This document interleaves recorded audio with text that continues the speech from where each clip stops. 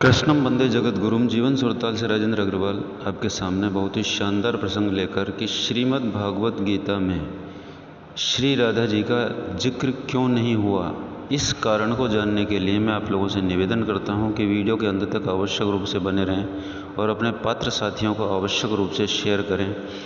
और जो लोग पहली बार हैं चैनल पर, आवश्यक रूप से सब्सक्राइब करें, क्योंकि आपको आगे मिलने वाली जानकारी बहुत ही शानदार और थोड़ी स्तर वाली होगी। इसलिए अपने पात्र साथियों के अलावा अन्य सामान्य साथियों को शेयर नहीं करें। तो आइए शुरू करते हैं इस जानकारी को। भागवत में सुखदेव जी ने राधा जी का नाम नहीं लिया है, पर क्या भागवत में सचमुच राधा जी नहीं हैं? एक संत राधा जी का नाम भागवत में नहीं होने के पीछे इतना सुंदर कारण देख रहे हैं कि पूरा भागवत राधा में हो जाएगा। राधा जी का नाम भागवत में न होने का भाव, सुंदर चित्रण, आनंद लीजिए। विद्वान और पंडित लोग कहते हैं कि जिस भाषा में भागवत लिखी गई और जब राधा जी का प्रवेश हुआ तो व्यास जी इतने डूब गए कि राधा चरित्र लिख ही नहीं सके। सच तो यह है कि ये जो पहले श्लोक में वंदना की गई है, इसमें श्री कृष्णाय में श्री का अर्थ है कि राधा जी को नमन किया गया है। सुखदेव जी पूर्व जन्म में राधा जी के निकुंज के सुख थे। निकुंज में गोपियों के साथ परमात्मा क्रीड़ा करते थे। सुखदेव जी सारे दिन श्री राधे श्री राधे श्री राधे कहते थे।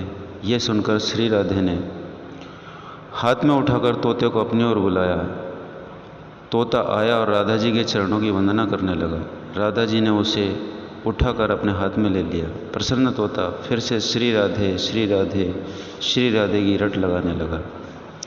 राधा जी ने कहा, हे सुख, अब तू राधे राधे के स्थान पर कृष्ण कृष्ण कहा करो। ये मुझसे बहुत अधिक अच्छा और प्रिय लगता है। इस प्रकार राधा जी तोते को समझा ही रही थी। उसी समय श्री कृष्ण वहाँ आ जाते हैं। राधा जी ने उनसे कहा, ये तोता कितना मधुर बोलता है। ऐसा कहते हुए सुख को श्री भगवान के हाथ में सौंप दिया। राधा जी के द्वार पर राधा राम रटने वाले सुख को सीधे भगवान की कृष्ण छाँव प्राप्त हो गई, कृपा छाँव प्राप्त हो गई। वह उनके हाथ में पहुंचकर धन्य भाग हो गया। इस प्रकार श्री राधा जी ने सुखदेव जी का ब्रह्म के साथ प्रत्यक्ष संबंध कराया, और जो ब्रह्म के साथ संबंध कराए वही सद्गुरु होता है। इसलिए सुखदेव जी ने अपने सद्गुरु श्री राधा जी का नाम श्रीमद् भागवत में नहीं लिया। सुखदेव जी ने अपने मुख से राधा अर्थात अपने गुरु का नाम लेने में थोड़ा संकोच महसूस किया। राधा जी का नाम भागवत में न आने का दूसरा एक और कारण भी है।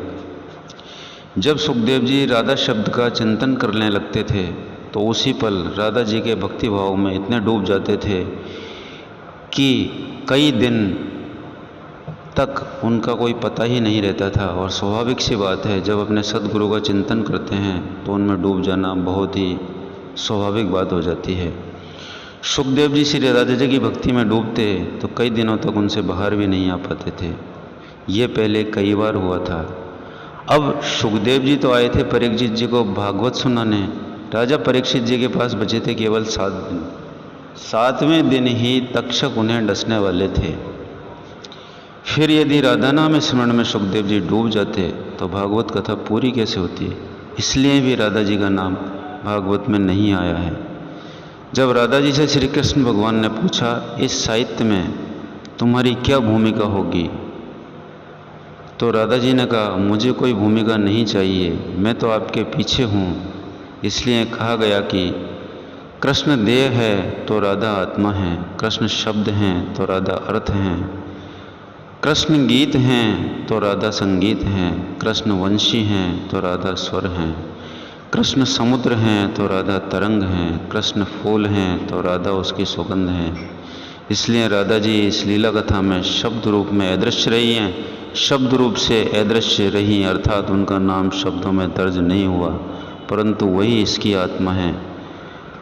राधा कहीं दिखती नहीं है, इसलिए राधा जी को इस रूप में नमन किया। एक बार बड़े भाव से स्मरण करें, राधे राधे, ऐसा बार बार बोलते रहिएगा। राधा राधा बोलें।